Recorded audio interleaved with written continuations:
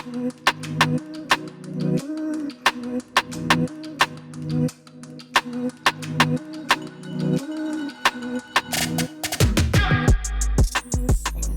start, I think, because people will come in, or people will be watching in the lobby. If you are watching the lobby, hello, please join in the conversation. If you want to be able to ask Q&As and things, do please come into the actual room.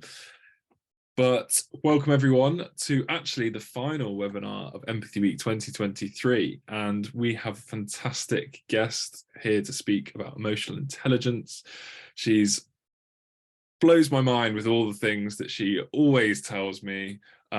She's the first Goldman Emotional Intelligence Coach in the UK. She's a customer experience expert. She does amazing things on LinkedIn, always just about the simplest things. I saw the coffee one the other day, Sandra. I was really interested in that, and is here to talk to us about emotional intelligence, why it is vital for the world. I mean, I don't need convincing. I'm sure people that are going to watch this don't need it, but it's actually how we can use this as a tool moving forward in our life, whether you're an educator, whether you're a parent, teacher, brother, sister, whoever you are. I think this is a vital component of our lives, and it's really about why is EQ more important than IQ. And I think I'll leave that there as your introduction. But Sandra, over to you. Really looking forward to this, and thank you for being here. It's a pleasure. Honestly, anytime anyone asks me if could you come and speak about emotional intelligence, I really don't need to be asked twice. So welcome to this short, I'm going to say probably about 35 minutes conversation. I'm really looking forward to your questions. I'd like to find out a bit about your emotional intelligence, the kind of things that you experience, the kind of things that perhaps you can relate to in what I'm going to show you. Now, the first thing I need to say to you is that I'm not a psychologist, a neuroscientist, or a behavioral scientist, but I am absolutely fascinated by those fields, because I really wish that in schools especially, and definitely in colleges, we taught our young people more about how the brain works, because I've come to this quite late and I'm fascinated by human behavior, the reasons why we cannot control certain things, and the reasons why we can't change that easily. So the things I'm going to share with you now come from a hobbyist perspective. I don't know everything, but I do hope that you do enjoy and you do ask questions as we go along. As Ed has explained, I work in the customer experience and the employee experience space. I do some lecturing in central London, trying to get young people to understand a bit more about what this neuroscience thing is. So I don't know about you, but I seem to be picking up increasingly on signs like this and signs like this. And part of me thinks to myself, crikey, has it got that bad? Are we really that fractious? And then I check in with myself and I notice very certainly that my patience is not what it used to be, that I'm perhaps more sensitive to the tone of voice when I go and buy something. I'm far more in tune with the frustration and anxiety I can see in other people. And the fact is, ladies and gentlemen, we have experienced something quite extraordinary, haven't we? I know everyone's talked about the pandemic. I know we've all talked about, how we've recovered from that and how we're still suffering from it. There's a lot to say.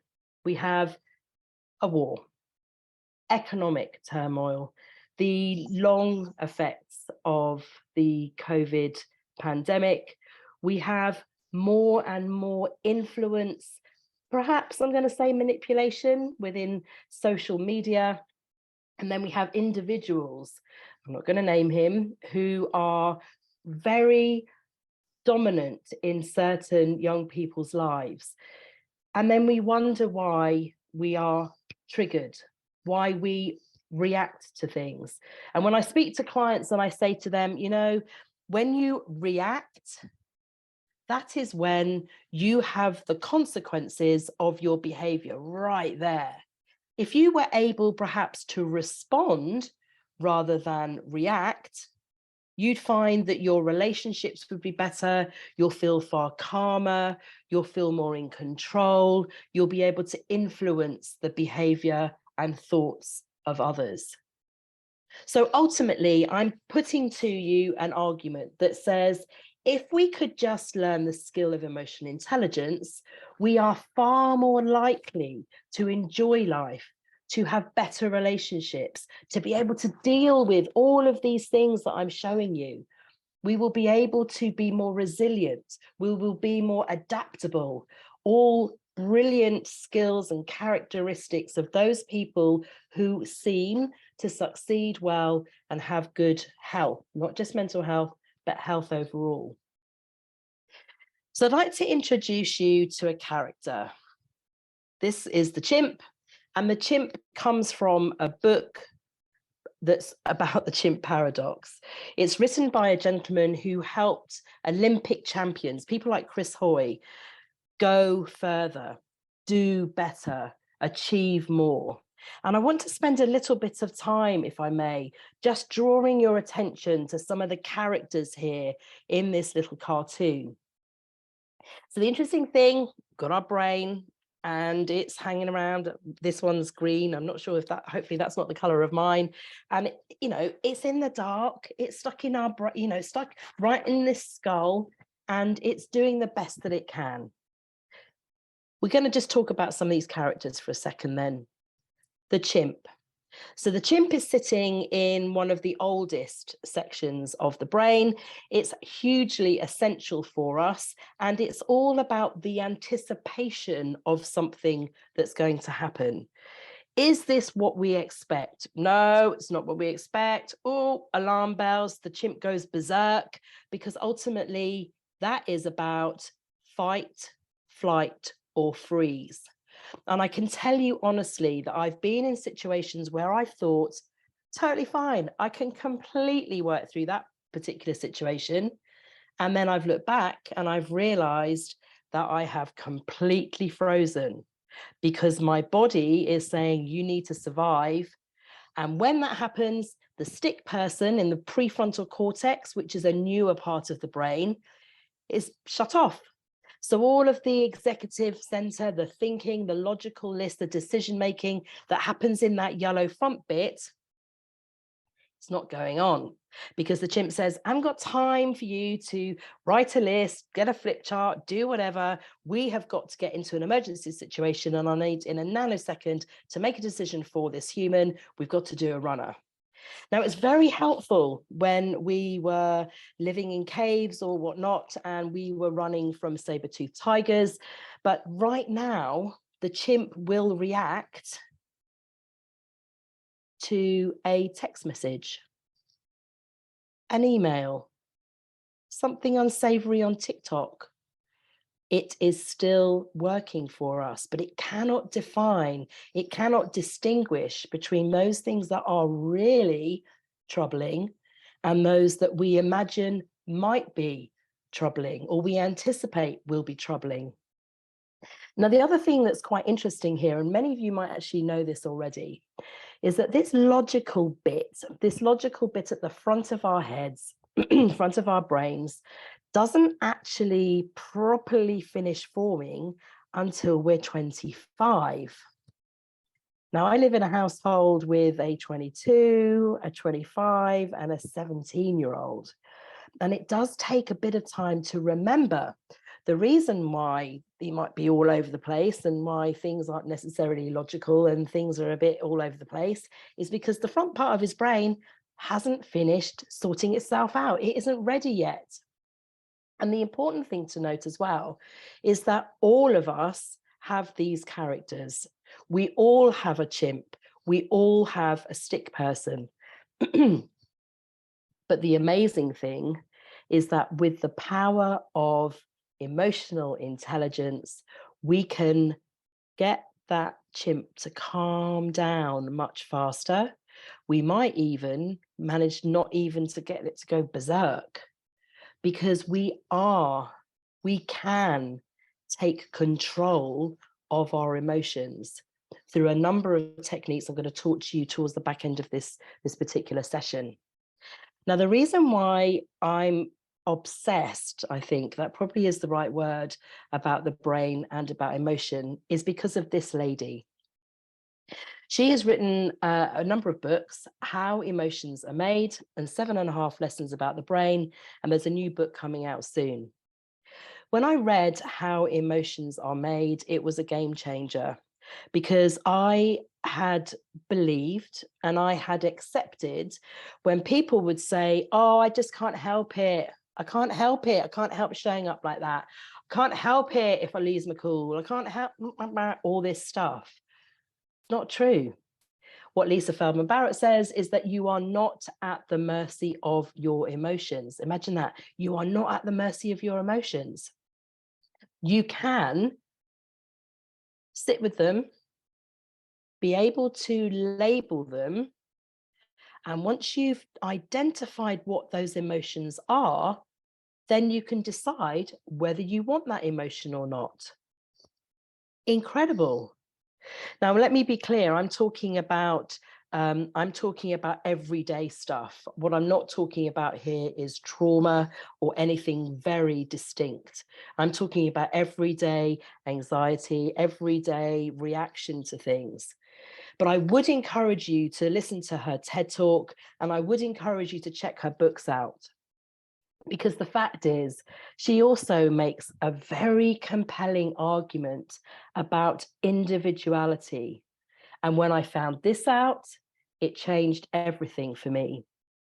So I'm not sure if Ed's going to like this, but I'm just going to make the point about empathy. Now, in the businesses where I consult, people in customer experience especially say, yes, walk a mile in your customer's shoes, and then you'll know exactly how to deal with them because you will have gone through similar experiences and you'll know how they're wired. It's not true, because when we get to the nub of emotion, every single one of us have unique sets of emotions because our emotions are created from our socialization, which means our values and our beliefs, who the people around us at the time when we've been growing up, at particular life events, have informed what we think, how we think about certain things. It's also about experiences that every single one of us right now on this webinar have all had different experiences. We've been brought up in a different place. We have gone to different schools. We've had different social activities. We've had different peer groups. They've all been quite different. And the final thing is the context in that moment. So imagine that. Imagine if we thought that everyone, yeah, pretty much we're all feeling the same thing. And when you know that every single person has emotion as unique as their thumbprint, then you can start to think about the beauty of emotional intelligence, because it's with the skill of emotional intelligence that you understand emotion in yourself before you then listen to and be present for other people. Just going to pause for a second, because that's a pretty big thing. I'm saying that empathy is critical. We know that. We know the work that Ed and his team are doing, the work that all of you are doing is incredible. We need to empathize generally, but I'm talking one-on-one, getting into someone's shoes. It's not possible unless you have emotional self-awareness. Now, emotional self-awareness is one of the key things in emotional intelligence, which I'm going to talk to you about in just a second. 97% of the decisions we make are unconscious. And people put it into a phrase where they say that 97% of decisions are emotional. So it's more unconscious than it's conscious. But the point here is that if we thought for a minute that we were rational creatures, we are all kidding ourselves, because the point is we are mostly on autopilot. We make gut decisions. We will rationalize, post-rationalize. And I know I've done this myself, a ridiculous situation in buying things and then quickly going through the list after to say, yeah, well, that's the reason why, you know, this is the rational reason why, all of these things, when I know it's been an emotional reason why I bought them in the first place.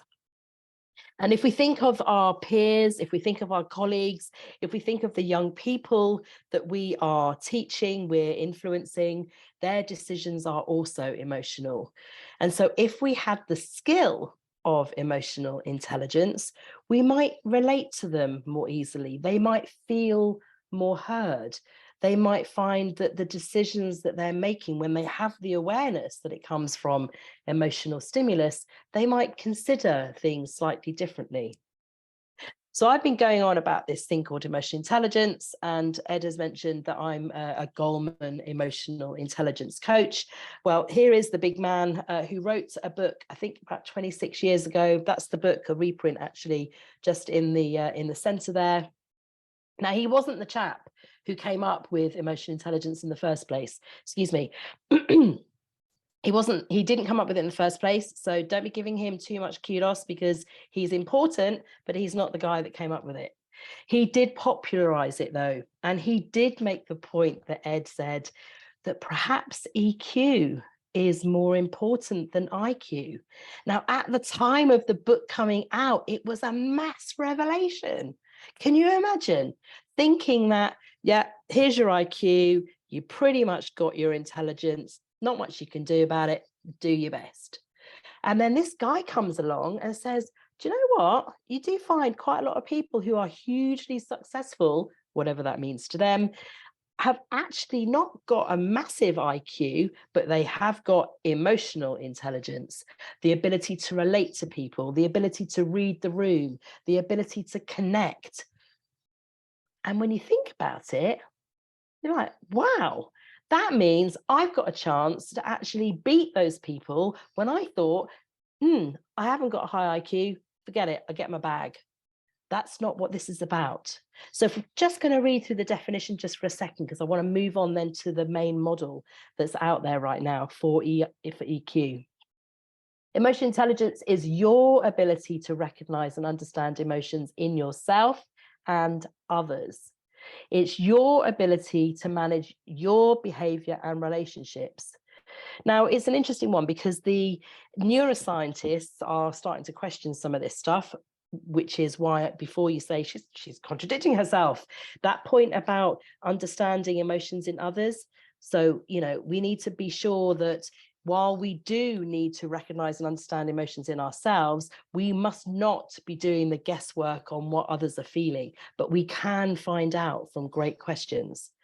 But the reason why EQ is so valuable and so hard to do is that it takes discipline and regular practice. It takes time to learn how to listen well. It takes time to unlearn some of the behaviors that we have developed as coping mechanisms. You know, I'm the baby of the family, and I would always be interrupting everyone and trying to finish their sentence because it's the only way I could be heard. And I had to unlearn that when I became a coach. I wasn't then listening to respond, I was listening to be present. More about that in just a second. So here's the model. And the reason why I'm showing you this one is because a couple of things changed in recent years. So this is from Key Step Media, which is run by Daniel Goleman's son. And so this is the 4 domains: self-awareness, self-management, social awareness, and relationship management. And then we've got the competencies underneath. You start with self-awareness, ladies and gentlemen, and you continue on that journey because your self-awareness, your emotional self-awareness changes. Think about yourself 10 years ago, what you were doing, where you were living, who you were hanging out with, what your aspirations were, what you were thinking, what was important. It's quite different to where you are now, perhaps. So again, emotional self-awareness, checking in. What am I feeling? Why might I be feeling? When you can feel emotions rise in you, what are they? As Lisa Feldman Barrett says, if you can name it, you can tame it.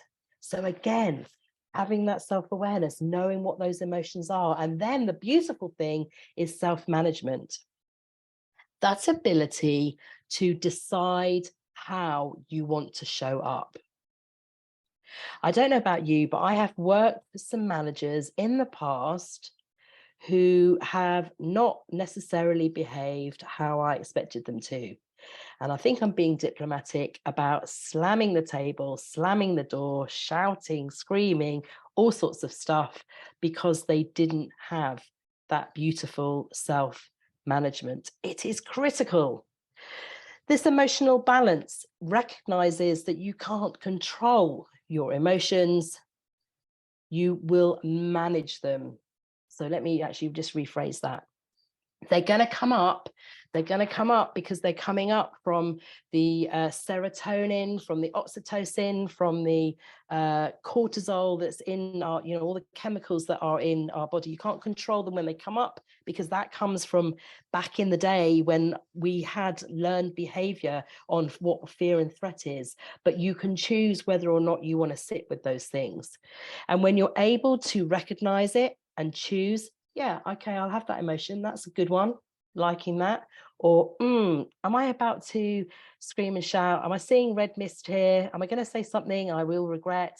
Okay, let's just keep calm for a minute and let that pass. Let's just work out what that is, which means you're able to be adaptable. You can achieve more and you have a positive outlook. Now, Martin Seligman talks about positive outlook. He talks about resilience. And what I do know is in the young people that I have worked with in universities, is that positive outlook, true positive outlook, and the resilience that comes with that makes them able to cope with some of the nasty surprises that come up in the world of work, especially. Social awareness is where we find empathy. I'm definitely a supporter of empathy, but within emotional intelligence, because once you've got that whole self-awareness and the self-management, then the beautiful thing is that you can be entirely present for people. And organizational awareness is very much about knowing where the power is, where the influence is, working out what the vibe is, understanding that what's being said and how people are behaving doesn't quite stack up. It's your intuition. It's amazing. And once you do those three things, you keep working on those three things, then you get to be utterly brilliant in relationship management. And my goodness, wouldn't we all benefit, all of us, in being tip top in relationship management, having the influence, being able to coach and mentor, being great at conflict management. In fact, not even affected by conflict because you've managed the grumblings really well. Teamwork and inspirational leadership. So we've talked about the conflict, the hostility, the anxiety, the stress, the impatience in society right now. We see the warning signs all over.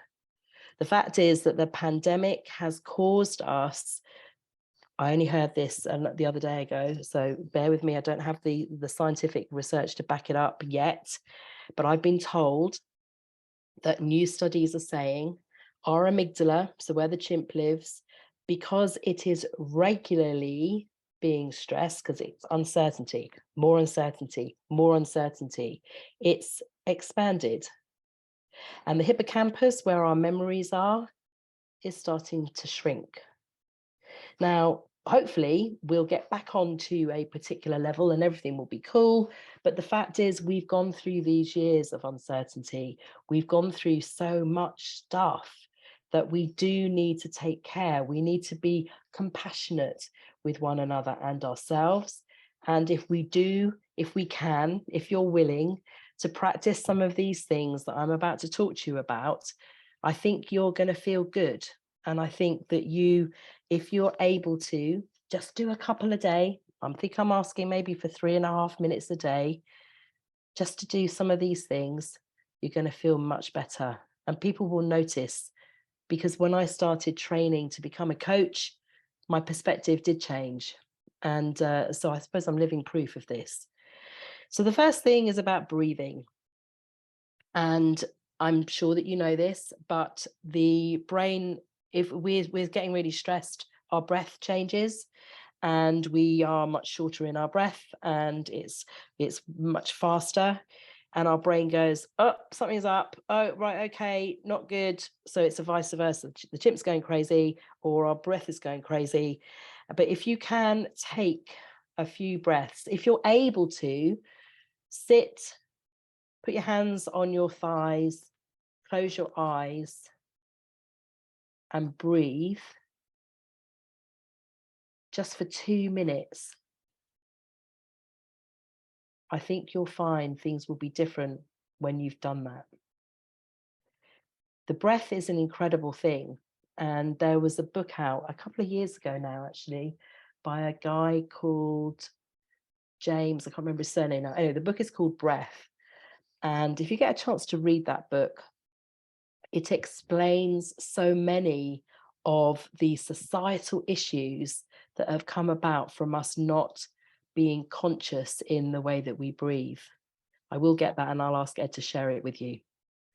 Why don't you try these? And again, many of you may have tried these already. Perhaps write down 3 things at the end of the day, just before bed, that went well for you. Now, the really great thing about when you go to bed is that those will be the final things you consciously think about before you then go off to sleep. And it's quite a good way to reset yourself and to dispel some things if you just write those things down. Now, if you have a bit more time, and depending on what state you're in before you're going off to sleep, if you're not that relaxed, spend some time describing them and how you felt about those little things that happened during the day. You might think about random acts of kindness. I remember many, many years ago, I was at work, had some dry cleaning, excuse me, that I knew that I wouldn't be able to collect. And someone had taken the ticket and gone to get it for me, knowing they were about to shut, and they brought me a cup of tea. I would have written that down if I knew this technique then. But the fact that I'm telling you 17 years on just tells you how impactful that random act of kindness was. They all matter. The other suggestion for you is when you start the day, write down 3 things that you're grateful for. Now, what I've been taught is that gratitude top trumps anxiety. So you can't have both of those things at the same time. Who knew? So 3 things that you're grateful for. And it could be as simple as you had a really brilliant night's sleep, or you're looking forward to this particular day, or you're grateful that yesterday was done, or you're grateful for your family, or your beautiful dog, whatever it is. You can write those things down and it will change your vibe. There's a couple of things on here that are a bit of a stretch. So taking a mindful walk. Now, believe it or not, this is about adaptability. And this is training your brain to come back to center. Now, I don't know about you, but whenever I go out for a walk, I'm like tuned into all the sounds, a car, a motorbike, an ambulance. And of course, all of those sounds bring a story with them. Oh, crikey, that bike might be going too fast. Oh, I wonder if it's a Deliveroo or the ambulance or whatever. If you are able to take a mindful walk, just listening to nature, if you're able to get to a place of natural beauty or even a park, and when your mind goes off somewhere, just bring it back. And if you can practice that, you are on the road to mastery about adaptability. Now, when I mention this next one to clients, they laugh. Can you believe that? Silence for 5 minutes, if you can get utter silence, even if you have to buy a pair of ear defenders. Now, there's a little link at the bottom there that take you to an article in Harvard Business Review, because when you have silence and you're able to just breathe and, you know, try and calm your mind, it actually is super helpful for your nervous system. And if you think about it, our nervous systems have been on a bit of a marathon, haven't they? Because every time we think we're out of the lockdown, we're back in. And then when we think that the housing, the cost of living crisis and then energy bill, it all keeps going on. So our nervous system is perhaps not always in good shape of late, but when you're silent just for a bit, you might find that it's restored. If you can do it once a week, wouldn't that be amazing? A couple more things I just want to finish up on, and this is probably the most important thing. It seems really simple, but actually it has made a significant difference to how I show up, and I am so grateful for it. So this gentleman, Viktor Frankl, wrote a book called Man's Search for Meaning. It's his account of his experience at Auschwitz, but he makes this particular point. He makes lots of points, but this particular thing, which really, really stands out for people that I interact with when I tell them. So between stimulus and response, there is a space. So you can imagine it. Here's the stimulus and here's the response, but there is this moment. In that space is our power to choose our response. We can choose it. We are an incredible species. We can choose how we want to respond. And this is the line out here.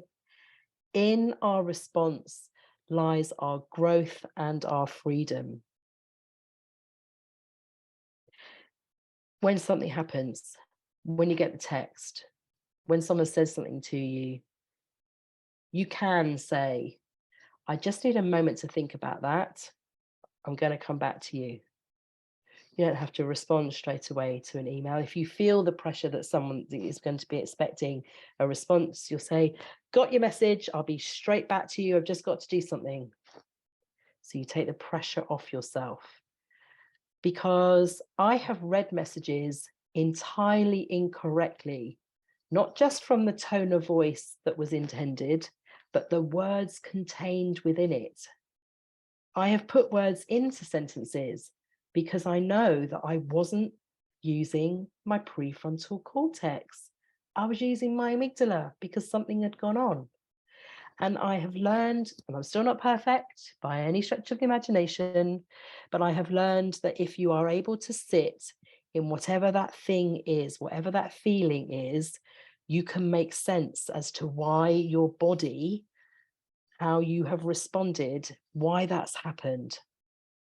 And again, back to Lisa Feldman Barrett, she says that when you're able to get into the practice, you're going to start seeing patterns about yourself. And the wonderful thing is that you're going to also be able to predict how you're likely to respond to something. And so you can make the decision before you've even finished the sentence to go away and make a cup of tea or do something else. The final point I'll make to you is that when you write down those things that you're grateful for, when you write down those things at the end of the day, or even if you decide to journal, which is literally, I'm just writing this just to empty my mind, you create what's called a lexicon, a greater use of language, more words, more expressions to describe how you feel. Lisa Feldman Barrett calls it emotional granularity. And I laugh with my friends because I've been on this journey to try, and it's like I'm a walking thesaurus. I'm trying desperately to find new words like effervescence to describe how I feel. And the amazing thing is that if you can, and I've just set some students off on this task, actually, think of 2 new words a day that can be an expression of emotion. You'll find that when you're describing how you feel to others, they're going to get it far faster, which gives them the opportunity to relate to you better. There's so many more things for you to read, and I really would be taking this opportunity to thank you very much. And I'd be delighted to get in contact with you. You contact me, and now let's perhaps have some questions. I'm back in the room, like magic. Did you see? Because I could hear the tickly cough coming, and then it stopped. Yep, perfect timing. Sandra, that was incredible as always. I really loved. What's Viktor Frankl? I need to. Viktor Frankl. Man's Search for Meaning. I need to. I say read. I'm an audiobook person because my attention span is about 0.2 seconds. But I'm definitely going to listen to that. But interestingly, I was also thinking what he said about before. So from between stimulus and response, there's a space. But I think, what you're teaching, what we're trying to teach here at Empathy Week is actually, even before the stimulus, you can train yourself so that your responses are even better. So before you 100%. reach that Yeah, stimulus, and yeah. that's what emotional intelligence is about. That's what developing a skill of empathy is. And also, before we go to the questions, I completely agree with your take on empathy. One of the biggest challenges we have as an organization, and I've seen it all this week, and it's not school's fault at all, because it's just a phrase that's been popularized, which is this idea of walking in someone else's shoes. In fact, I have this, you probably won't be able to see it. Oh, there we go. You can see here, it's a terrible drawing. I need to make it into a graphic, but this bit here is everyone's previous experiences. There's a line down the middle, and then there's arrows pointing outwards being like, okay, what you see going forward. You can't see all of this, what I've called here baggage, that people have, but this is all your past experiences. Maybe it's your religion, maybe it's the country you're born in, maybe it's your age, maybe it's your demographic, all of these things that make you who you are today. And so when we all experience something collectively, we all go, oh, we're all in the same boat. And actually it's completely different. And the way that I talk about it is, I say, right, if I'm ever doing a talk to a corporate or an organization or a school, I say, right, I'm going to take you all down to the nearest cinema. We're going to watch the latest James Bond or whatever's out. I'm going to survey you afterwards. How many of you do you think would write the same comments, give it the same rating? There'll be a rate. We've all just experienced and watched. We've all had the same stimulus. All of our responses will be different. Yeah. And I think that's what we always forget. We always think that we only see the world through our eyes. And actually, even Brené Brown now talks about, it's not walking within someone's shoes. It's letting that person stay in their shoes, and they grab your hand and they go, look, I'm going to show you. But we have to be able to give them that opportunity. And it's something that we want to really work on as an organization, is retraining people to think about what empathy is, because there is this misconception about it. Sorry, that's my rant. No, it's all good. And I just want to finish that off with a point about diversity. Because that's the beautiful thing about what you've just described, the diverse thinking about what they took out of the Bond film and the beauty of everyone's interpretation. I start workshops sometimes with just a picture of a beach and a palm tree, and I ask everyone to use one word. And it's quite interesting and quite telling, because everyone has a very different reaction to it. Yeah. And I'll give you this as a task. I mean, lots of people do different variations, but as a trained teacher, one of the things that you always worry about is people twiddling their thumbs, or waiting for people to come in and sit down. And a task I give out straight away is something like design a better table than this. And I have like a terrible picture of an awful table that no one wants to sit at on the board. And then everyone writes or draws. It gets people creative, it gets them thinking, gets them doing something whilst they're waiting for you to set up.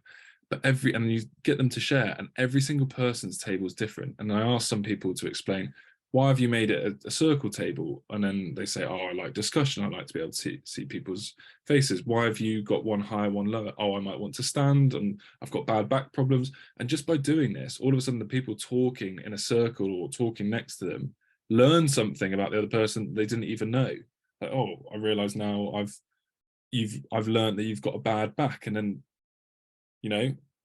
10 minutes, at the end of the day, you see that person struggling with a backpack out of the conference, whatever, you say, oh, can I help you? I know you've got a bad back. Just simple things can build so much connection. I get excited about it, obviously, which is why we're both here, and I'm forgetting that other people are watching. So we've got a few minutes left. There's a couple of questions. We just got a lovely comment from Georgia. It just said, that was amazing. Thank you so much for sharing your insight. We do have a couple of questions though, and I'm going to do them in order. So you mentioned EQ, emotional intelligence, takes practice and time. Do you have a certain schedule or time frame that you suggest to individuals or companies in order to increase their emotional intelligence? It's a really great question.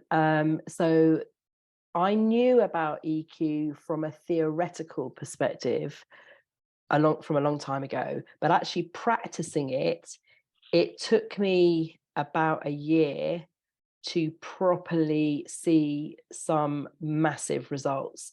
Doesn't mean to say that results weren't coming, because actually they came pretty quick, weeks, with really great coaching. But it does depend on the willingness of the individual, how emotionally intelligent they are in the first place, and how much time they give it. because I'm going to tell you a secret. I was a bit rubbish at always doing my homework. But those people who were religious about it saw things happen much faster. I was consulting and doing all sorts of other stuff at the same time, so I didn't give it all the time I needed. So in short, it can take a few weeks to see results, but remember, it's kind of a lifelong journey of keeping aware and grounded and curious about life. So to kickstart, I'm going to say 6 months. Amazing. But it can have quick impact as well. But I like that. And I like that you've answered that, because a lot of people, and I think myself, if I was asked that question, I would say, well, it's different for everyone. I would give a really general answer. So thank you for that. We've just had another question come in from Macron, which says, as teachers, we learn and teach social emotional learning, otherwise known as SEL, in our classrooms. The short definition of it is teaching kids to identify and manage emotions. The 5 components of SEL are self-awareness, self-management, social awareness, relationship management, which are the 4 components of emotional intelligence, but additionally, responsible decision-making. So what's that about, and how does SEL relate to emotional intelligence? So I'm aware of that program. So thank you for bringing that in. I think there's a very interesting thing about the intention that was placed when that was designed. And I think my feeling is, I can't prove it and it might be completely wrong, that the last part, the decision making, is very much about bringing all of those skills into a practical thing that can be practiced and kind of evidenced instantly. Because if you're encouraging, a practical exercise for young people would be, okay, let's sit down, have a debate about something, and let's analyze, critically review, assess decision making. It's quite a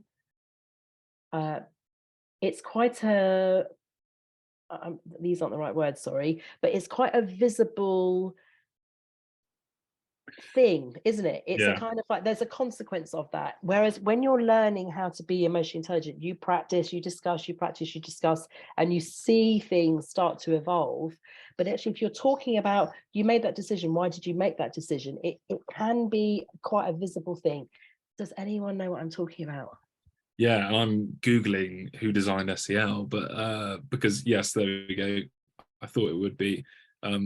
It was pioneered for K-12, so it was pioneered specifically for schools. And I would suggest that it's not that one is better than the other. It's actually that they're designed to be developed. So, Goleman's model was really designed for businesses and adults and those sort of organizations, although it can be used across, and likewise SEL can be. But I think it's that idea that, especially with young students, they want to be able to see maybe specific, and maybe that's also showing the education systems, that are, okay, how do we measure this? And I think you'll get asked that a lot, Sandra. I get asked it about how can we measure this? And people want to have like an instantaneous measurement. And there are surveys and there are things to do, but really it's the long-term effect of that is where you see results and where you can actually measure things. Yeah. I just had to,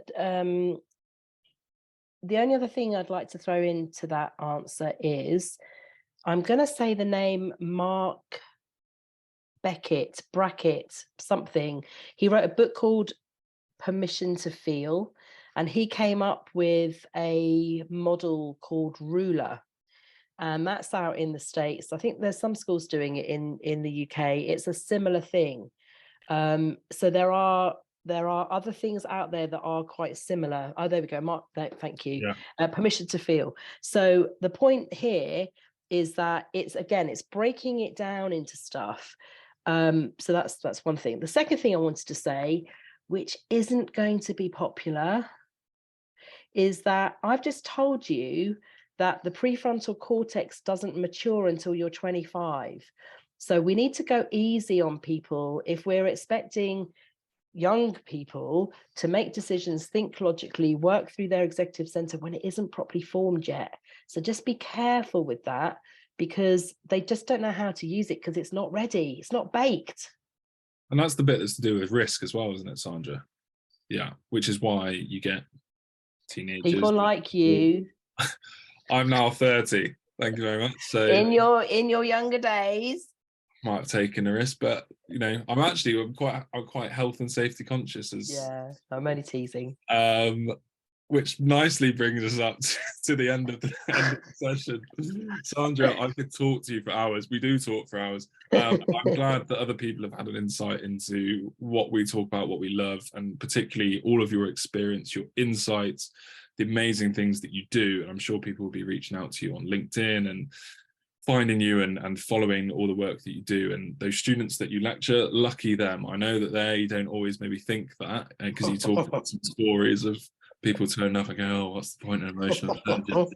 But they leave seeing the real kind of benefits of it. So thank you so much for all of your work and for your time this evening.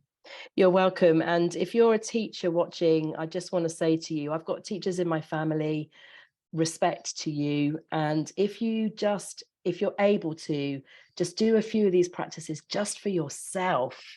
Just look after yourself, because you're doing an incredible job. Mic drop. Thank you so much, Sandra. Thank you everyone for being here as well. Thank you for watching on playback as well. And we'll see you very soon. See you soon.